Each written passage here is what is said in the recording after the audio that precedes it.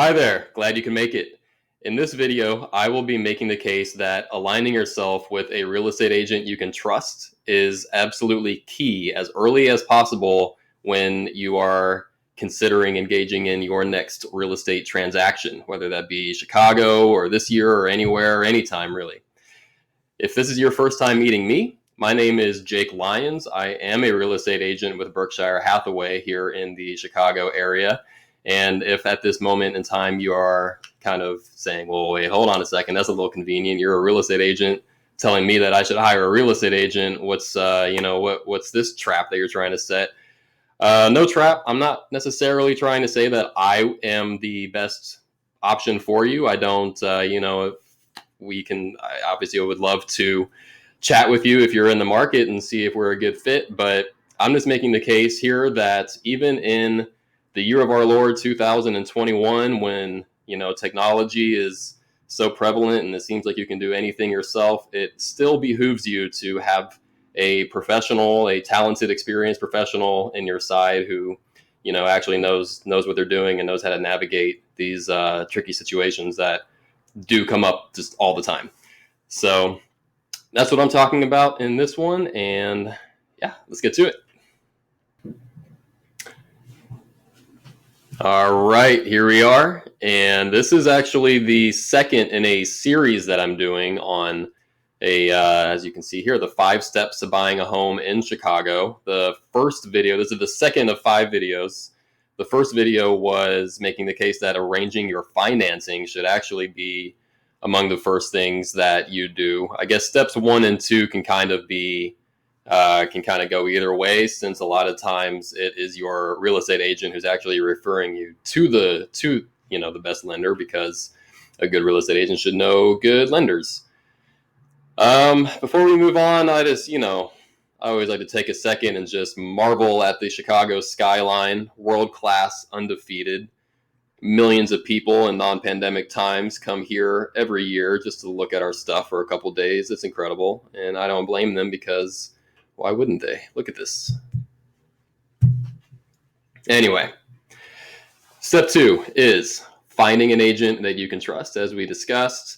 And this is a handshake, wire their gloves, because as we discussed at the moment of my recording, we are in a pandemic. If you are watching this sometime in the future and this picture looks absolutely ridiculous, good. I'm glad that we are out of this mayhem. Why should I have an agent? Okay, so the reasons why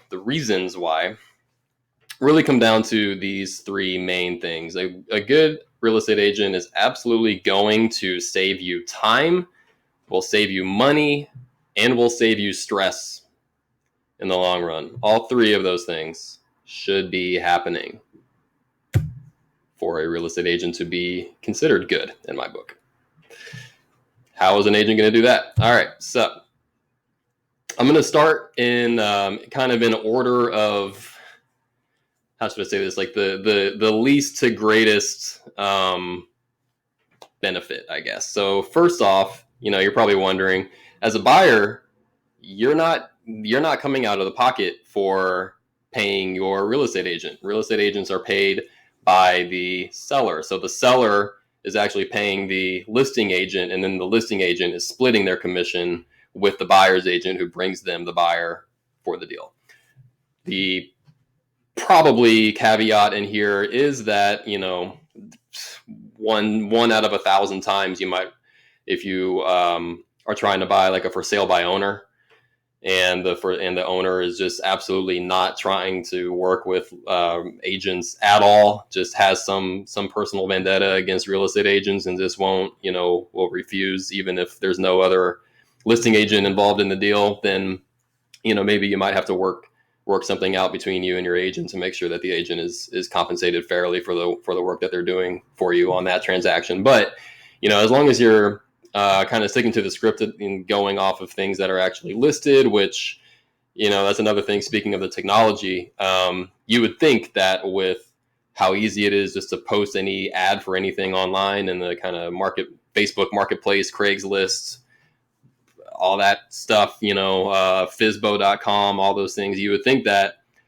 the for sale by owners would be, you think there would be a lot more of them, but actually there's an all-time low of for sale by owners in the last year or two. And, that just speaks to people realizing that this stuff is hard. Maybe they might try it or look into it and realize, oh yeah, there actually is a lot that goes into this. So no cost if you're worried about that. The education, we have to take classes, we have to pass standardized tests, we have to do all kinds of continuing education. Many of us choose to do education in areas that we don't even necessarily need to do for our licenses. We just want to. And that's not even getting into all just the daily education that we have to do just to keep track of what's going on in the market. And that's from hyper local, what's going on this street, to national to international trends and all kinds of stuff. We have to know, we have to keep our finger on the pulse of what's going on in the market all the time. And, that's not easy.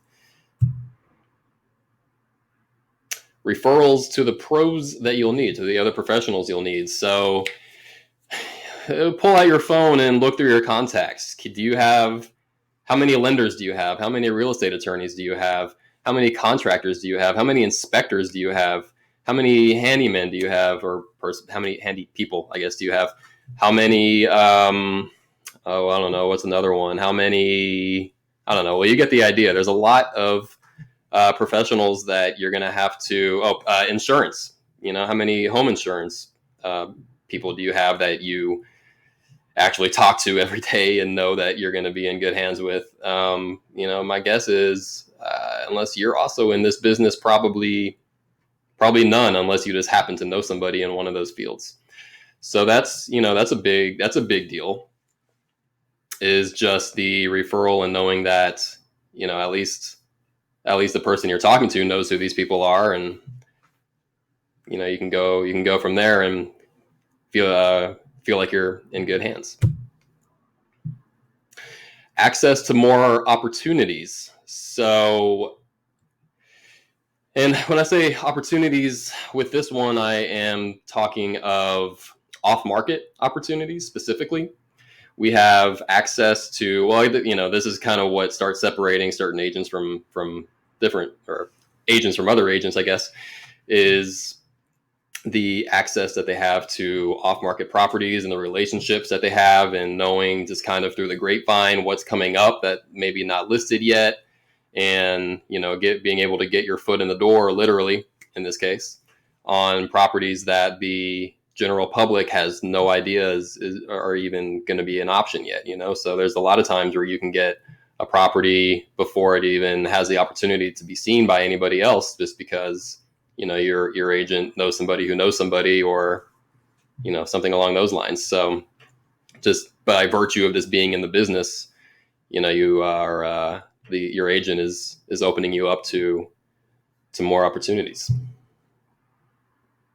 And data access and interpretation. Okay, so here's another one where the technology that exists out there, all kinds of websites, anybody can go to, the ones, Zillow, realtor.com.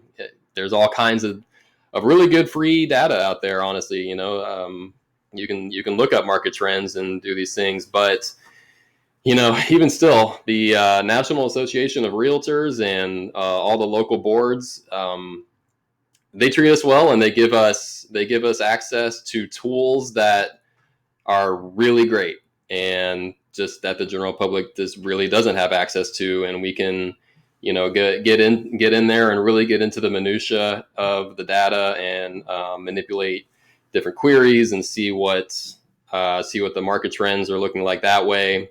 And instead of it being kind of like the broad general idea, kind of 10,000 foot overview that you'll probably find on most, just free websites, Googling around, we can really get in, to the nitty gritties of things, and let you know what you really need to know for your individual situation.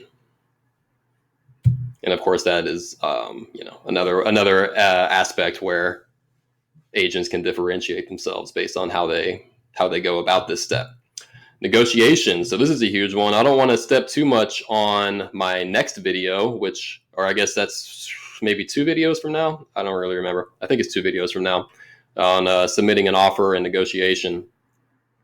But, negotiation is obviously a huge deal, right? You're not getting a place unless you negotiate an offer and agree to terms that are favorable for both parties in order to move on. And an agent should be skilled at navigating that. Experience in different situations. I mean, that's kind of vague, but almost any deal, almost every single deal comes up with, there's something that comes up where it seems like the deal is just going to fall apart. And when, not if, but when that situation comes up, you want somebody on your side who's been there, done that, or knows what to do, knows who to talk to, knows how to navigate the different actors in this play, and get you through and get you to the closing table and get those keys in your hands.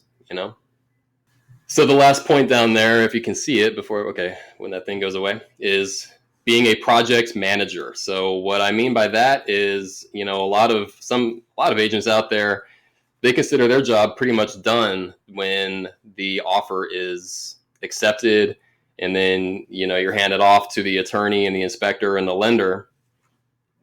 But a good real estate agent really shouldn't be doing that. They should be keeping in touch with everyone, making sure everyone's on track, making sure all of the contingency deadlines are being met, and everything's taking place within that, making sure that the inspection's happening on time, making sure that keeping in touch with your attorney, making sure that keeping in touch with the listing agent, making sure that they're getting all of the documents from the listing side that are needed, whether that be homeowners association documents or certain disclosures, whatever the case may be. So your agent is really upon, technically they don't actually have to do anything until after the contract is agreed upon, but they should really be entering that project manager role to make sure that it's happening. A couple things that I wanted to touch on briefly that your agent cannot do. Your agent cannot give you suggestions based on certain demographics. So these demographics are, think race, think ethnicity, think age, any of sort of the protected classes like that. And the reason for that is that would be a fair housing violation. I don't think it's any secret that the real estate industry has a pretty spotty past, to say the least, on its role in all the racial inequality over the last several generations, really, in terms of redlining and kind of pushing a certain type of person to a certain type of area, and it's been a rough ride in a lot of ways. So these rules are in place for good reason, and your real estate agents should be adhering to these. And this isn't even a lot of times questions that might on the surface seem innocent might be a violation. It's not necessarily like full out racism all the time or something. You could be just asking, like, what are the schools like in this area, or is there a lot of crime in this area, or are there a lot of families in this area, or is this a good place for young single people? Are there other young single people that I can meet? Things like that. You really can't. We can't really touch those subjects. You have to do a little bit of research on your own time, and based on whatever criteria you deem to be important to you. You have to figure that out yourself and kind of tell us where you want to live. So that makes sense. Another thing we can't do, it's kind of a random thing to even bring up, but I actually had a client ask me this a couple of days ago, and so it's on my mind and figured I'd bring it up. We cannot submit multiple offers simultaneously. We can definitely be in multiple conversations with multiple sellers or their agents and kind of feeling things out. But in terms of submitting actual official offers, we can't do that. It's illegal, unethical, and most importantly, impractical, because you'd almost have to hire 3 different attorneys. That's 3 different earnest money deposits, 3 different lenders, because none of them are going to want to really engage in that kind of behavior either. And then worst case scenario, all 3 or however many you're submitting will agree to your offer, and now you're actually legally obligated to purchase these places, and now you have to kind of wiggle your way out based on whatever to get your earnest money back and get out of the deal. So that's not quite as scary as that. It's not you can get out of these deals, but it's just not something that anyone should really be engaging in. And then sort of the catch-all, anything illegal or unethical. We can't, if we can't break into a house for you so you can see it. We can't, it's common sense stuff. Anything illegal or unethical, we're not going to do, and your real estate agent should not be willing to do. All right, so that's all I got for you for this one. It's a short one compared to the last one, at least. You've probably done this before. I'm guessing this isn't your first video you've ever seen. You know what to do. If you liked it, please like it. Give me the thumbs up. Give me a comment. Subscribe. Hit the bell. A lot of content is going to be coming out. I will be follow the trail to the next episode, where I'll be talking about how to actually get into the process of finding your home, which is that's the fun part. That's the HGTV fantasy dream and all that good stuff. So, and reach out to me if you have any questions about anything, or are in the market, or anything of the like. Or maybe if you just like the fact that I'm color coordinated here with my blue shirt and tie and the teal. Do you think I like teal, by the way? I think I like teal. You should see the car that I'm driving right now. It's actually my wife's car, but it's exactly this color that you're looking at right now. It's look, you drive down the street and you look like a giant robin's egg driving down the street. You cannot miss it in a parking lot. It's ridiculous, but I love it. Anyway, that's all I have. See you in the next one. Goodbye.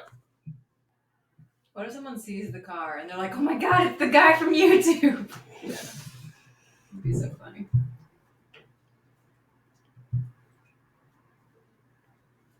That'd be awesome. Yep.